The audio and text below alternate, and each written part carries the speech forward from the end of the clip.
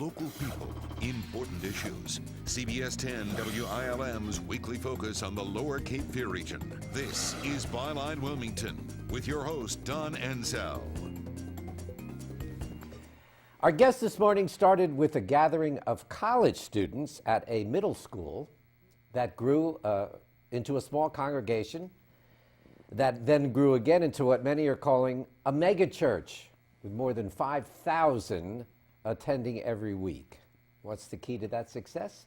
Mike Ashcraft, who is pastor of Port City Community Church, many call it PC3, joins us this morning for some insight. Pastor, thanks so much for being here. It's my pleasure. Thank you. So how did this phenomenon that we call PC3, how did that get started? Well, it got started by, I was a youth pastor here in town.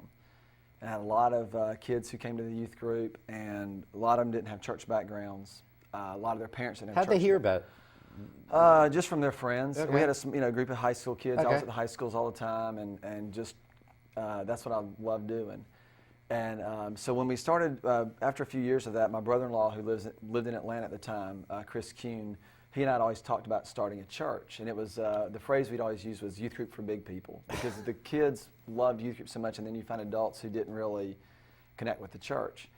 And so after a few years, in 1999, we decided it was time. And so he moved up here, and we started the church in a home with about 25 or 30 people. And then You started in 89? 99. 99. With 25, 30 people? About 30 people, yeah.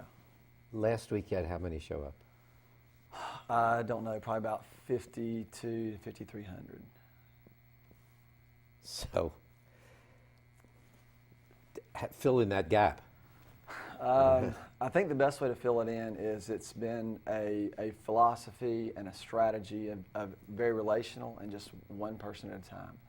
I often tell the congregation that the reason we have overcrowding problems is not because of me, it's because of them. They invite their friends. And it's interesting, when we first started the church, the philosophy, and all the North Carolina fans get angry at me about this, but it was inspired by sort of a Duke basketball game experience that I had. And one of my friends was a huge Duke fan.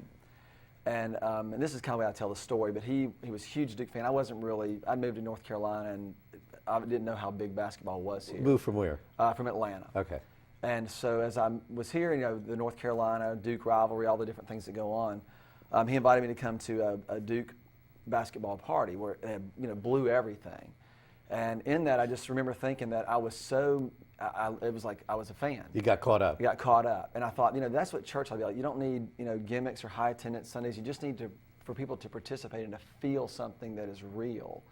And in doing that, they'll be moved to go and tell their friends. No one said after the Duke game, hey, invite your friends to the next game. It was just it was what happened as a result of momentum. And I thought, and Chris and I both, my brother-in-law, both thought that's the way the church ought to be. People ought to be caught up in the momentum of what God is doing that just inspires them and moves them. And that's really how the gap was filled in terms of the numbers. How many services are you doing a week? We run 4 services for the adults at 9, 11, 4, and 6, all on Sunday.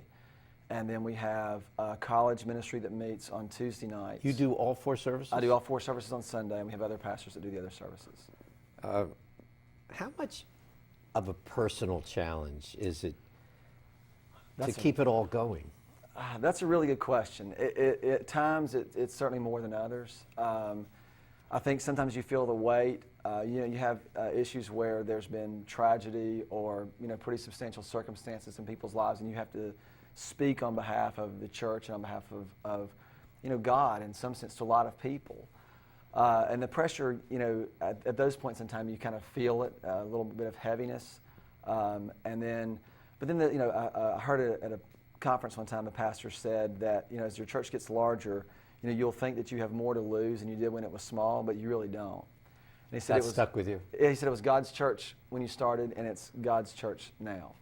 And so that kind of gives you a little bit that lifted the weight a little bit. Yeah, and you can kind of move and say, this is the same thing we've been doing. Now you humbly said that they're not coming to see me, their friends bring them, and that's why the numbers have grown.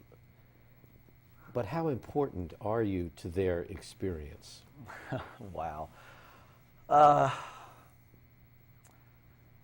I suppose that there's an element whenever you have a sort of a large gathering, there's a personality deal that goes along with it. And I recognize that, and I try to be a very good steward of that.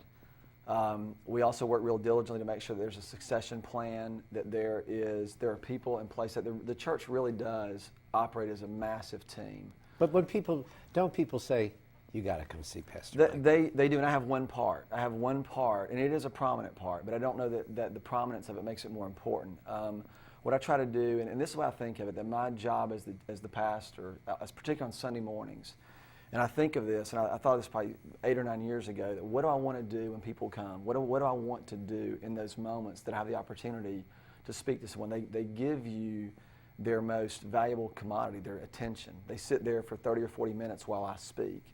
And there are very few things that are more precious than that. So I really began to wrestle. I can't, we can't teach the whole entire Bible in 25 hours to somebody over the course of a year. So I just said, what do I want to do? I obviously want to do that, but I wanted to keep them in the game. That's how I thought of it. You grew up in Geneva, Alabama. I grew up in Atlanta, Georgia. Was born in Geneva, Alabama. Lived there about 2 months. Okay. And then What was your family life like growing up? Was there a strong religious There connection? was. My dad and my mom and dad are both just super solid. My dad was a music minister growing up. I grew up in the church, and so that was part of it's both good and bad. You see a lot of the really good things, but you also see about every kind of dramatic church split, church argument, this, that, and the other that goes on. So I grew up in a lot of that. But you studied architecture. I did, studied architecture. Yeah. What drew you to that? It was probably the one thing that I was good at in high school, and I enjoyed drafting. I enjoyed the design, and so I just liked it. And then when I met more architects, I just really felt like that was a way that I could make my contribution to this, to All right, we're going to take a short break. Okay. We'll come back. When we come back, we'll talk about his marriage to his second grade sweetheart when we come back. Stay with us.